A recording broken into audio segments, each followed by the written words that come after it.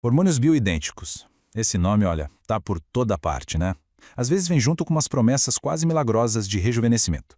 Outras vezes no meio de um debate super acalorado sobre segurança. Mas afinal, o que a ciência tem a dizer sobre isso? Será que são mesmo uma opção mais segura? Bom, é para isso que a gente está aqui. Vamos separar o fato da ficção e entender de uma vez por todas quais são os riscos e os benefícios reais. E aqui a gente chega na pergunta que, no fundo, é a que mais importa, não é mesmo? Afinal, estamos falando de mexer com o sistema hormonal do nosso corpo, uma máquina super complexa. E com isso, a segurança não é algo que se negocia. Então, o nosso combinado aqui é investigar o que as evidências científicas, aquelas bem consolidadas, nos mostram, deixando de lado achismos e mitos. Para a gente desvendar esse tema, preparei um roteiro bem lógico. Primeiro, a gente vai entender o que de fato quer dizer bioidêntico. Depois, a gente compara com os sintéticos, conhece os principais hormônios usados e, claro, vamos direto ao ponto. O que a ciência diz sobre a segurança. No final, a ideia é ter uma visão bem clara de tudo. Certo, vamos lá. Primeiro passo. Antes da gente entrar em segurança, em eficácia, em qualquer debate, a gente precisa garantir que estamos falando da mesma coisa. O que exatamente faz um hormônio ser chamado de bioidêntico? Olha, a resposta está toda na química. Um hormônio bioidêntico tem uma estrutura molecular que é literalmente um espelho daquele que o nosso corpo já produz. Não é parecido, não é similar, é uma cópia exata, quimicamente idêntica. E é essa identidade que é a base de todo o conceito por trás deles. Para ficar mais fácil de entender, pensem numa chave e uma fechadura. As nossas células têm essas fechaduras, que são os receptores hormonais. Um hormônio bioidêntico funciona como a chave original, aquela feita para aquela fechadura. Ela encaixa perfeitamente, sem forçar, sem precisar de ajuste. E a ideia, em teoria, é que isso permita que o corpo tenha a resposta mais natural e previsível possível. Ok, agora vamos entrar num ponto que, nossa, gera muita confusão. Qual é a diferença real entre o hormônio que é bioidêntico e um que é chamado de sintético? A resposta para isso está na farmacologia. Olha só essa comparação, fica bem claro aqui. Os bioidênticos, como a gente acabou de ver, têm a estrutura molecular idêntica à nossa.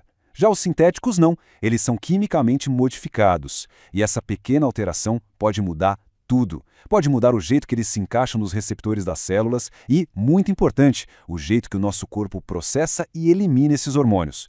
Por isso que os resíduos desse processo, os metabólitos, podem acabar sendo diferentes. E aqui, gente, a gente chega num ponto que é talvez um dos mais importantes de toda essa conversa. O rótulo bioidêntico não é um passe livre para a segurança. O que realmente vai definir se um tratamento é seguro ou não são outras coisas. A dose que é usada, o jeito que o hormônio é administrado, se é em gel, comprimido, adesivo e principalmente as características de cada pessoa. Ou seja, o como, o quanto e para quem importam muito mais do que o rótulo. Bom, agora que os conceitos estão mais claros, vamos conhecer os protagonistas dessa história. Os principais hormônios usados na terapia: testosterona, estradiol e progesterona. Vamos começar com a testosterona. E é importante dizer que ela é fundamental tanto para homens quanto para mulheres. Quando existe uma deficiência que foi de fato diagnosticada, a reposição pode trazer impactos bem diretos na energia, no humor, na libido, além de ajudar a manter a massa muscular e a saúde dos ossos. São pilares importantíssimos para um envelhecimento com mais qualidade de vida. Agora, o estradiol. Ele é um grande aliado, principalmente para as mulheres que estão atravessando a menopausa. Sabe aqueles sintomas bem conhecidos? Os fogachos, que são aqueles calorões, os suores noturnos, o ressecamento vaginal. O estradiol atua diretamente na causa desses problemas, que podem e muito atrapalhar a qualidade de vida. E para fechar o trio, temos a progesterona. A função principal dela é de proteção. Para mulheres que ainda têm o útero e fazem uso de estrogênio, ela é simplesmente essencial para proteger o endométrio. Mas além desse papel super importante, tem um benefício extra que muitas pessoas relatam, uma melhora bem legal na qualidade do sono. Pronto, agora a gente chega no coração da nossa análise. Depois de tudo isso que a gente conversou, o que a ciência, a pesquisa séria, realmente mostra sobre a segurança dos hormônios bioidênticos? Anotem isso, porque é o ponto mais importante. Bioidêntico não quer dizer sem risco. Essa semelhança com os nossos hormônios é sim uma vantagem teórica, mas não elimina os riscos. Pensem assim, toda e qualquer terapia hormonal é uma balança. De um lado estão os benefícios, do outro os riscos. E quem equilibra essa balança é um médico, avaliando caso a caso. Então, se o segredo não está só no nome bioidêntico, onde ele está? Está no método, no processo. Uma terapia segura segue um passo a passo rigoroso. Começa com uma avaliação médica super detalhada. Depois, se definem as metas e as doses, tudo personalizado. Aí vem o monitoramento contínuo, com exames. E, por fim, os ajustes que forem necessários ao longo do tempo. Definitivamente não é um tratamento do tipo toma esse aqui e pronto. E é fundamental deixar uma coisa bem clara. Terapia hormonal não é para todo mundo. Existem situações em que ela é contraindicada.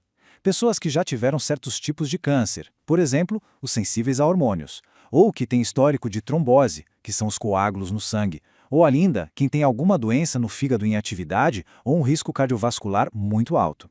Nesses casos, a cautela tem que ser redobrada. Bom, vamos agora juntar todas as peças do quebra-cabeça e ver o que a gente faz com toda essa informação na prática.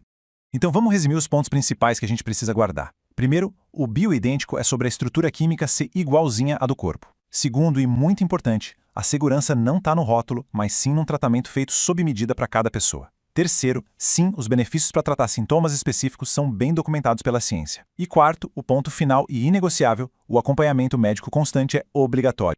É bom lembrar que o grande objetivo aqui não é só sair repondo hormônios. A meta de verdade é restaurar o equilíbrio do corpo, o equilíbrio fisiológico e fazer isso de um jeito seguro e eficaz. E isso só acontece com a supervisão de um especialista. O tratamento é uma ferramenta, não o objetivo final.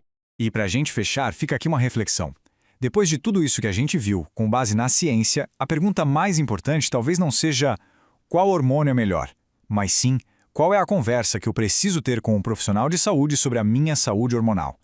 Ter a informação correta é sempre o primeiro passo para tomar uma decisão consciente e segura.